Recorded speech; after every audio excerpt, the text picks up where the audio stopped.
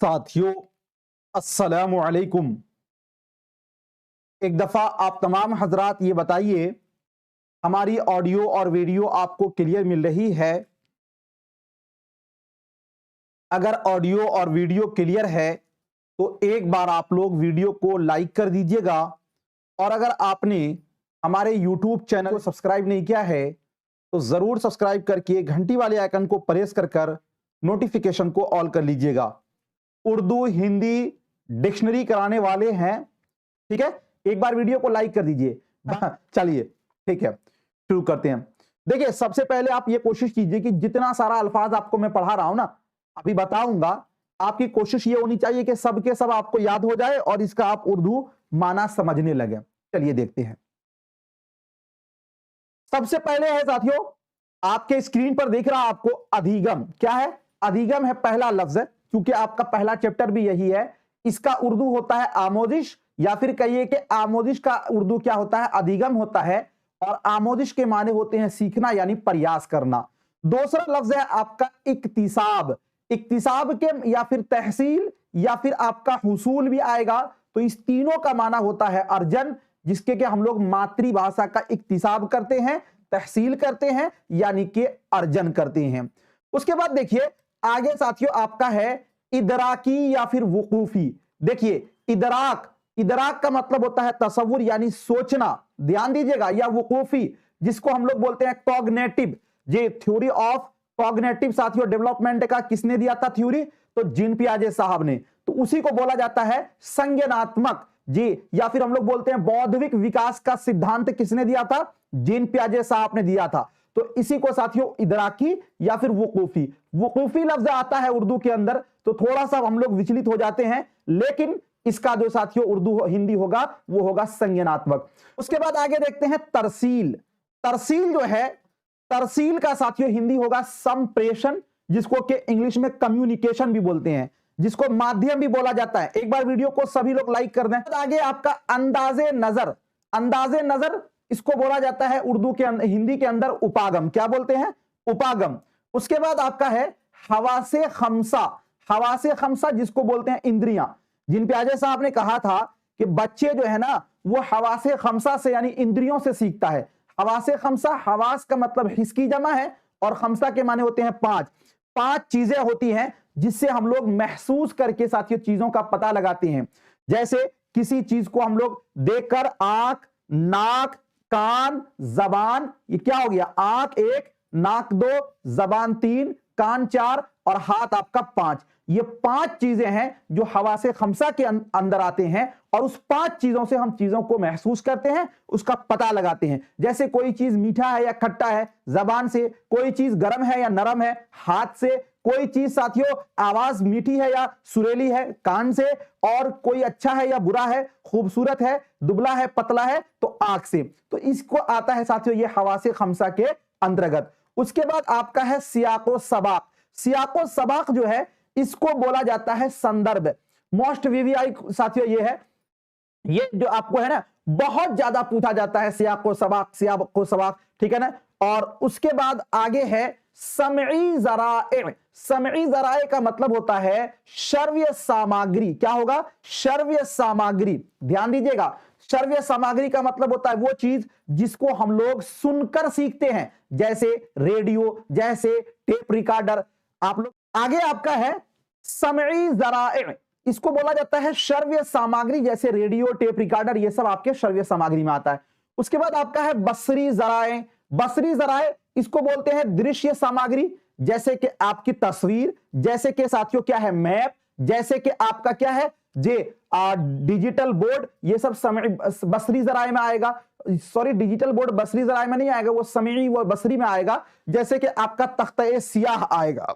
और उसके बाद आगे है समई व बसरी जराए। समई व बसरी जराए का मतलब यह हुआ कि वो चीज जिसको हम लोग देख और सुनकर सीखते हैं, जैसे कि श्रव्य दृश्य सामग्री बोलते हैं इसको हिंदी के अंदर।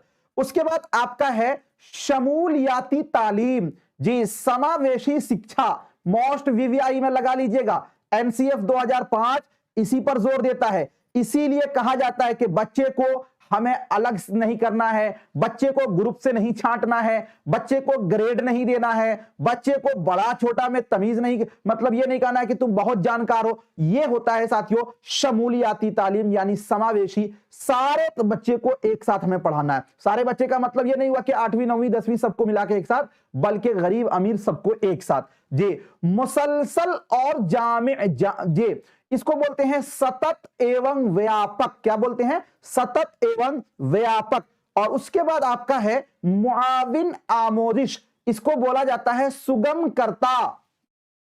जी क्या बोलते हैं? सुगम करता बोलते हैं हिंदी के अंदर इसको। मफरूजात, मफरूजात एक लफ्ज आता है, इसका होता है परिकल्पना। क्या होता है?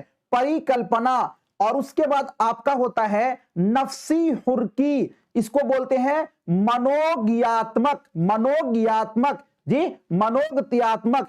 अब जैसे हम लोग बोलते हैं ना साइकोमोटर, जिसको बोलते हैं साइकोमोटर, वही साथियों क्या होता है? मनोज्ञात्मक। ठीक है ना। उसके बाद आपका है जिन्स। जिन्स का हिंदी होता है लिंग। और जबान की महारतें, ये होता है भाषा कौशल। क्या होता है? भाषा कौशल। उसके बाद आगे है मुआलिजाती इस्लाही तदरीस। मुआलिजाती इस्लाही तदरीस, जिसको बोला जाता है उपचारात्मक शिक्षण।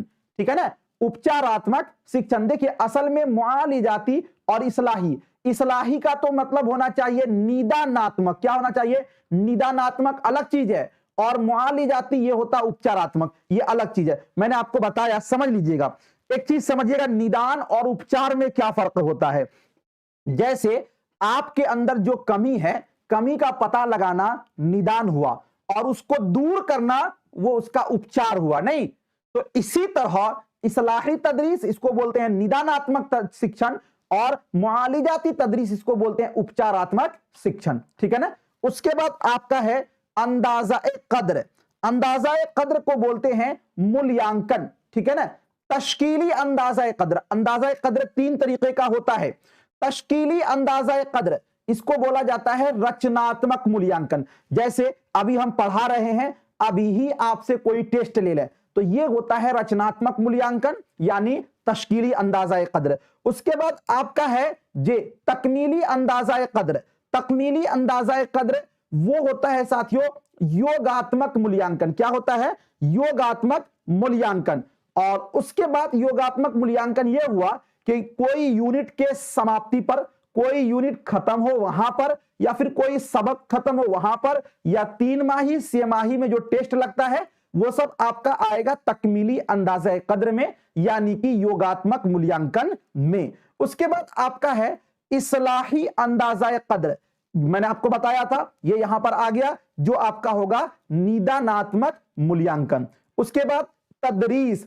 तदरीस का हिंदी होता है शिक्षण। क्या होता है? शिक्षण।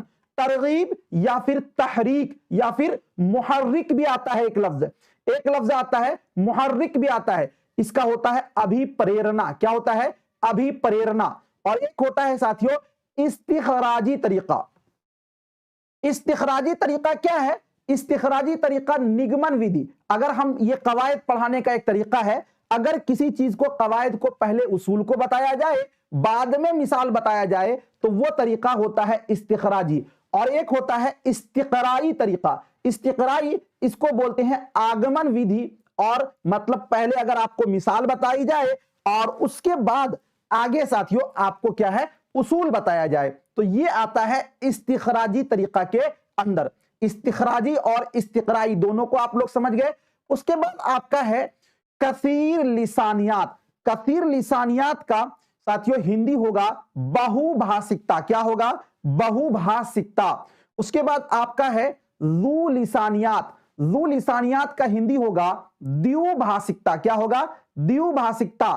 तामीराती नजरिया, इसका होता है रचनात्मक उपागम। क्या होगा? रचनात्मक उपागम। अब उसके बाद आपका आगे है तलफ्फुज। तलफ्फुज का होगा उच्चारण। क्या होगा? उच्चारण। उसके बाद आपका है जज्बाती। जज्बाती का होगा भावात्मक। क्या होगा? भावात्मक। उसके बाद आगे है हक़्क़े तालीम। हक़्क़े तालीम का है शिक्षा का अधिकार। शिक्षा का अधिकार अधिनियम 2009 राइट टू एजुकेशन एक्ट आपने पढ़ा है। उसके बाद आपका है वसीला। वसीला, वसीला साथियों स्त्रोत, क्या स्त्रोत, ठीक है ना। अब उसके बाद आगे आपका सिफत। सिफत यानी विशेषण, क्या होगा, विशेषण होगा। सेशन था, इस सेशन के अंदर मैंने ज्यादा फोकस आपको किया है उर्दू हिंदी के डिक्शनरी के अंदर। अगर क्लास अच्छा लगा तो एक बार वीडियो को लाइक कीजिएगा, 2-3 फिर प्रैक्टिस सेट चलता रहेगा, ठीक है। मिलता हूं फिर आपसे नेक्स्ट टाइम नेक्स्ट वीडियो के साथ, जब तक के लिए।